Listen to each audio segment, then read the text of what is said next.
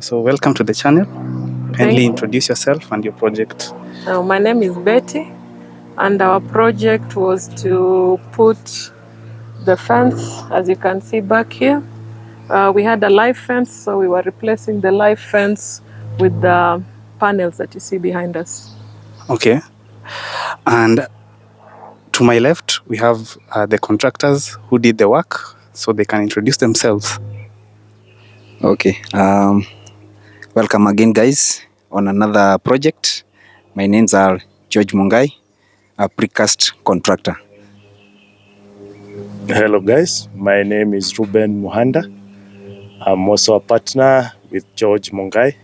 We do the precast construction technology. Okay. So, Betty, how did you come across precast panels?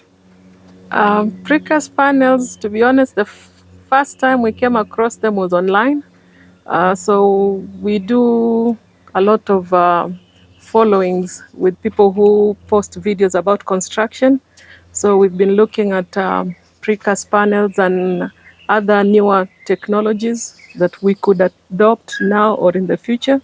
So that's how we were able to come across the precast panels, and we made the decision to use them for this particular project. Okay. Now, for your fence, how long is the fence in terms of size? This particular one is 41 meters long. Yeah, and that is in feet? Yeah, that's equivalent to 135 foot long. Yeah. The timeline of setting up the fence, did it surprise you? Were you happy with the time that it took to set up the fence? The biggest reason why we went with the panels, first of all, was the time it was going to take to install them. So we had a little bit of a time crunch.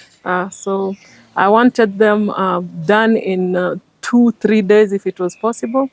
But because we were removing the live fence first and then moving into the pillar fence, it did take more than the 2-3 days I was hoping for, but it was within the timeline. We were able to finish all that from removing the live fence to installing these panels within 4 days. Okay. Apart from time, was cost also a big factor for you? After setting up the fence, did it fit your budget? Yes. We looked at different options for this, including even just a regular mabati fence. But look at the fence now and you compare with a mabati fence, aesthetic-wise, it was going to be a big difference. And the cost difference, of course, the mabati fence was going to be the cheapest. Yes. But if you compare with what we have, the advantages of what we have back here, and compared to what the mabati fence was going to cost us, it was just going to be a little more. So it made sense for us to go with the panels. Okay. So cost-wise, even if you were to compare it with the traditional brick and mortar, yes, cost-wise it was very good. It was very good. If you have other projects in future, would you use precast panels as a construction material? Most definitely. For me, one of the reasons why I would go with it is it saved me a lot of time. I was able to do other things and then just come and do the fence within a couple of days, and we are done and we are out. Yeah. So we are most definitely going to use panels again.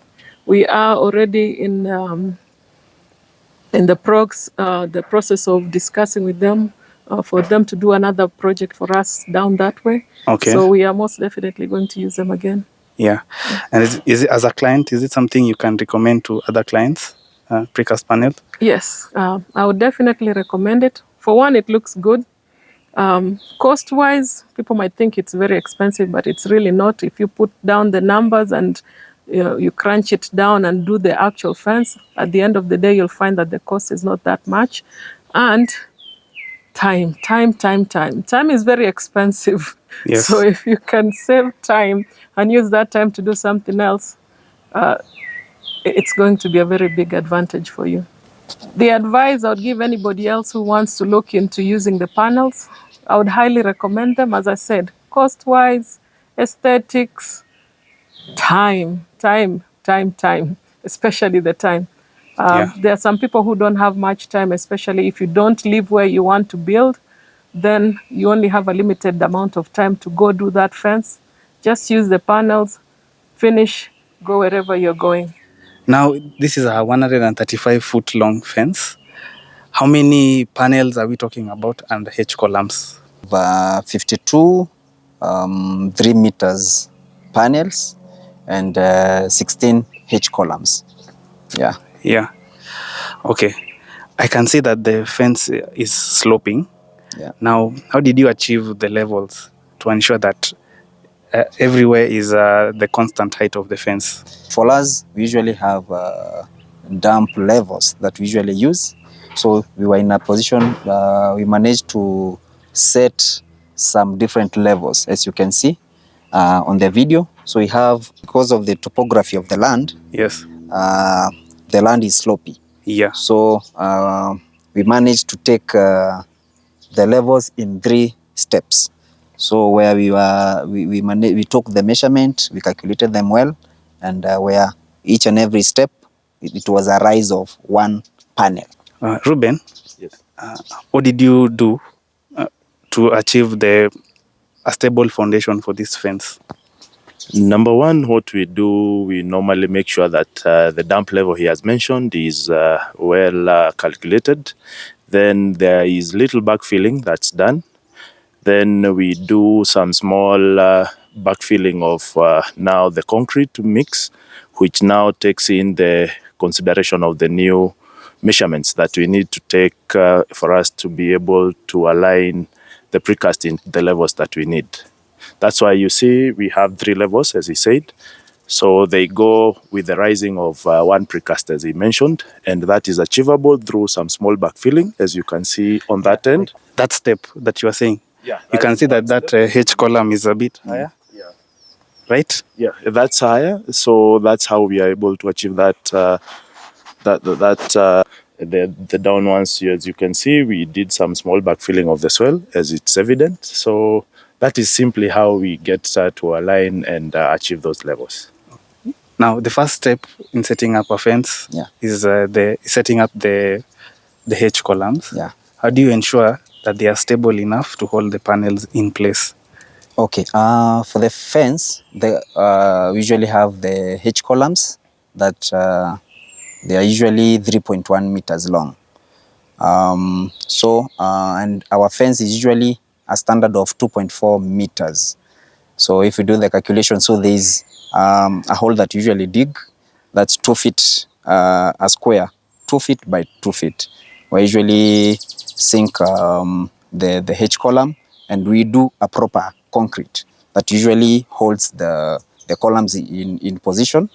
And the columns is usually now, it's a H columns where now the panel usually interlocks. Yes. Okay. Yeah. You've said you've used 52 panels. Yeah. And how many H columns? 16 H columns. 16 H columns. Yeah. So what was the cost amounting to for this project? Each columns from the company, from our supplier, that is Kingdom Precast, they usually supply us with each column amounting to 3,200, and 3 meters a panel, usually 2,400 shillings. This was red soil. Yeah. Now, will this cost vary if it were a different type of soil? Yes, from our calculations so far from the projects we've had, we've realized that in red soil we have an advantage. So if your plot is sitting on red soil, you have an advantage of the footing he mentioned about, that we do the 2 meter by 2 meter feet depth to do our footing for the column. But now in the other type of clay soil or the other type of soils that are weaker, you are able to go deeper. So that one tends to add some more cost, especially on the concrete that we are going to do, and in terms of depth that we are going to dig to stabilize our column.